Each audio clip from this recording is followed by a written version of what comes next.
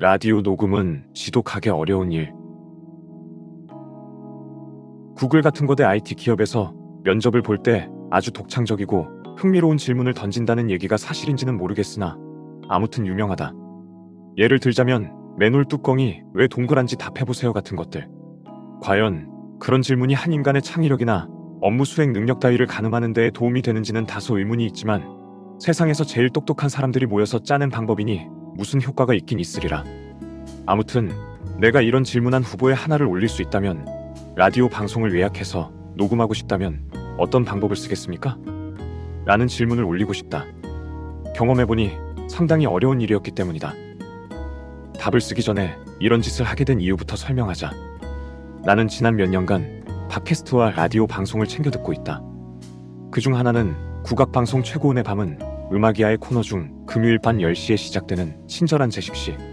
이것은 곽재식 작가가 게스트로 나와서 다양한 동물에 대해 알려주는 코너로 듣다 보면 딱히 궁금하게 여겨본 적이 없는 동물들에 대해 새로운 사실을 알게 되는 재미가 상당하다.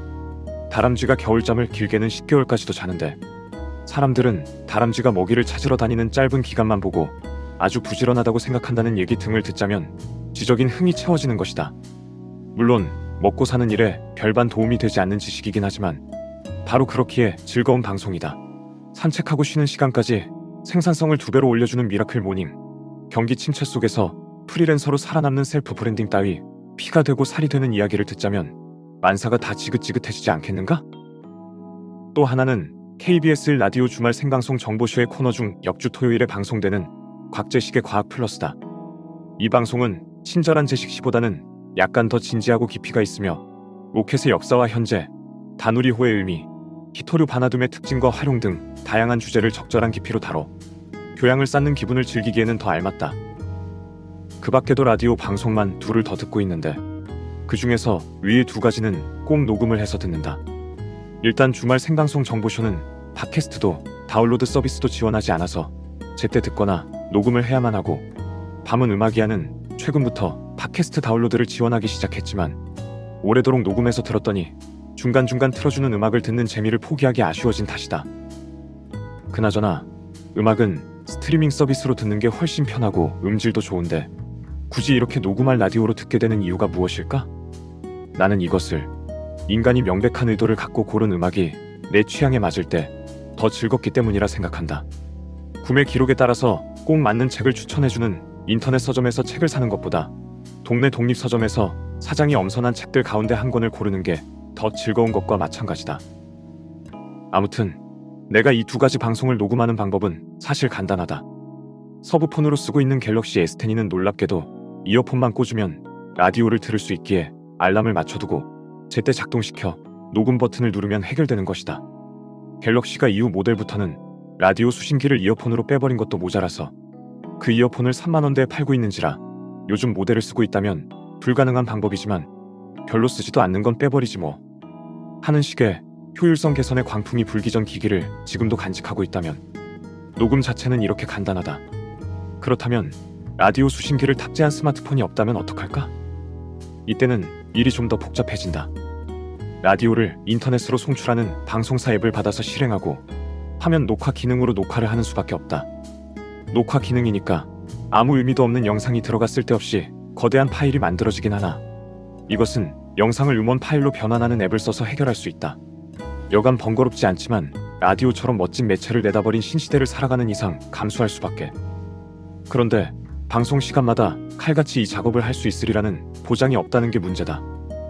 실제로 저번 달에는 놀러가서 녹음을 까맣게 잊어버린 적도 있고 녹음을 하긴 했는데 수신 환경이 불안정해서 방송을 반쯤은 들을 수 없었던 적도 있다. 나는 이날 이후로 내가 스마트폰을 다룰 수 없는 상황에도 녹음을 제때 하는 방법, 즉 예약 녹음을 할 방법을 찾아 헤매기 시작했다.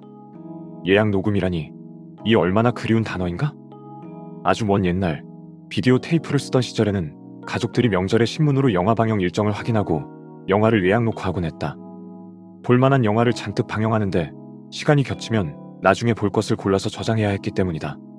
근래에도 디지털 방송을 하드디스크 따위 저장 장치에 예약 녹화해주는 셋톱박스 비슷한 장치가 쓰였다고 듣긴 했지만 적어도 내게는 예약을 통해 콘텐츠를 자동 저장하는 행위가 아주 오랜만이었다. 그런데 라디오 방송을 예약, 녹음한다는 게 오늘날에는 도통 어려운 일이 아니었다. 카세트 테이프를 쓴다면야 지금 갖고 있는 오디오 컴포넌트로도 가능하겠지만, 그래서야 나중에 테이프로 듣거나 컴포넌트와 노트북을 연결해서 테이프를 재생하고 디지털 녹음을 다시 거쳐야 한다. 1시간 방송을 1시간 녹음하고 1시간 변환하는 셈이다. 이런 짓은 누구도 하고 싶지 않을 것이다. 스마트폰만을 이용해서 깨끗하게 비용 없이 처리할 방법은 없을까? 궁리해보니 방법이 아주 없진 않았다. 갤럭시 시리즈는 놀랍게도 매크로 기능을 정식으로 지원해서 화면을 언제 어떤 방식으로 조작하도록 시간과 순서와 조작을 녹화해두면 그대로 수행하게 만들 수 있다. 그러니 이 방법으로 정해진 시간에 라디오를 실행하고 녹음 버튼을 누르도록 설정하면 녹음 자체는 무리 없이 가능하다. 실제로 이 방법을 실험해서 녹음 파일을 생성하는 것까지 성공할 수 있었다.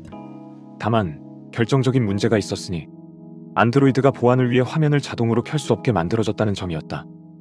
화면이 켜지지 않으면 화면을 터치해서 라디오를 조작하는 단계로 넘어갈 수 없으니 모든 게 다 허사였다.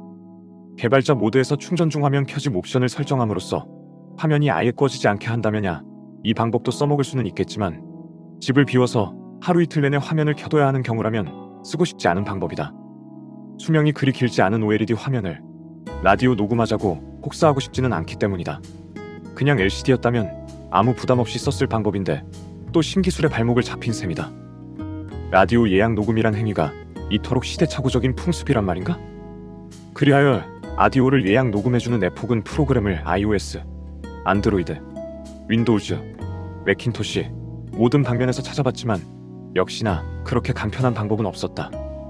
비슷한 게 있다가 없어졌거나, 녹음은 가능해도 시스템 기동을 정해진 시간에 할 수 없거나, 운영체제를 아예 해킹해서 뜯어 고쳐야 하는 식이었다. 요컨대 음원 파일이 제공되지 않는 라디오 방송을 정해진 시간에 자동으로 녹음해서 디지털 파일로 저장하는 행위는 어떤 기업도 고려하지 않은 이례적 행위가 분명했다. 라디오가 완전히 사장된 것도 아니고 여전히 수많은 운전자에게 사랑받는 매체인데 디지털 환경과의 접점이 또렷하지 않다는 게, 심지어 앞으로 더 접점이 희미해질 거라는 사실이 참으로 통탄스럽다. 그리하여 내가 고를 수밖에 없었던 선택지는 바로 라디오 방송을 녹음해서 듣는 행위가 빈번하던 시절의 기기를 구해서 쓰는 것이었다. 예스러운 짓을 하려면 예스러운 물건을 쓰는 게 가장 속편한 방법인 모양이다. 그래서 나는 한참을 고민한 끝에 코온 D2라는 20여 년 전에 인기 있던 MP3P를 중고로 구해서 쓰기 시작했다. 이 과정도 순탄치는 않았다. 일단 MP3P 중에서 라디오 예약 녹음이 되는 모델을 찾는 것부터 힘들었기 때문이다. 애초에 정보 자체가 극히 적었으며 어디서는 된다는데 정작 더 알아보니 안 되는 것도 있었다. 심지어 D2는 업데이트 파일조차 공식 사이트에서 찾을 수 없기에 문의를 해봤더니 지원하지 않는 모델이라 미안하다는 답장이 돌아왔다. 나는 한참을 더 검색한 뒤에야 누군가 자기 블로그에 백업해둔 파일을 찾아낼 수 있었다. 방송국에서 90년대 방송 녹화분도 찾지 못한다거나 아래아 한글의 초기 버전을 한 컴에서 사례금을 걸고도 구하지 못하고 있다는 얘기를 들었을 때 참으로 이상하다고 생각했는데, 고작 20여 년밖에 지나지 않은 데이트 기기의 업데이트 파일도 공식 제조사에서 내다버리는 꼴을 보니 쓸모없는 것은 버리고 지우는 게 어쩔 수 없는 흐름이구나 하는 확신이 생겼다. 아무튼 간신히 구해서 업그레이드까지 마친 D2로 이런저런 시험을 해봤고, 이제는 내가 녹음을 할 수 없을 때마다 예약 녹음 기능으로 잘 써먹고 있다. 다양한 시간대를 지정할 수는 없다는 게 아쉽지만 최첨단 기기로 5만 가지 귀찮은 짓을 거쳐야 간신히 할 수 있을까 말까한 작업을 지극히 간단히 처리해주니 충분히 만족스럽다. 그런 한편으로 스마트 기기가 모든 것을 다 간편히 처리해준다고들 인식하지만 그건 인터넷이라는 한정적인 영역에나 해당된다는 사실을 새삼 실감하니 종종 찾아오는 인터넷 마비의 재난이 두렵기도 하고, 여담으로 이때 즈음에서 전쟁이나 지진 같은 비상 상황이 일어나면 건전지로 켤 수 있는 휴대용 라디오가 있어야 안심할 수 있지 않을까 싶어서 좀 찾아보았다. 이미 하나 있긴 하지만 음질이 너무나 끔찍스러워서 고등학교 때 쓰던 헌혈하고 받을 수 있던 조그만 라디오를 다시 구하고 싶었다. 그런데 이게 웬걸, 기술 발전으로 더 싸졌을 줄 알았던 휴대용 라디오는 옛날보다 훨씬 찾기도 힘들고, 그나마 파는 물건은 인기 트로트 수백 곡이 들어간 휴대용 스피커 같은 것들이 대부분이었다. 유명 메이커의 고성능 소형 휴대용 라디오는 중고 시장에서 제법 비싼 값에 팔리는 중이었고, 아무데나 굴러다닐 줄 알았던 헌혈 라디오는 아예 해외 경매 사이트에서 구해야 할 지경이었다. 휴대기기로 라디오를 듣는 행위가 드문 짓이되니 휴대용 라디오는 아예 골동품의 영역에 들어선 것이다. 지나고 나서 버리지 말 걸 그랬다고 후회하는 게 요즘 한둘이 아니지만 라디오는 고3 때까지도 잘만 썼기에 서랍 정리한다고 버린 게 특히 더 아깝게 느껴진다. 손바닥보다도 작은 그 라디오들이 자리를 차지하면 얼마나 차지한다고 버렸단 말인가. 소중히 해야 할 것들을 구분하는 방법을 조금만 더 잘 알았다면 좋았을 텐데 왜 그런 것들은 항상 뒤늦게 깨닫게 되는 것일까?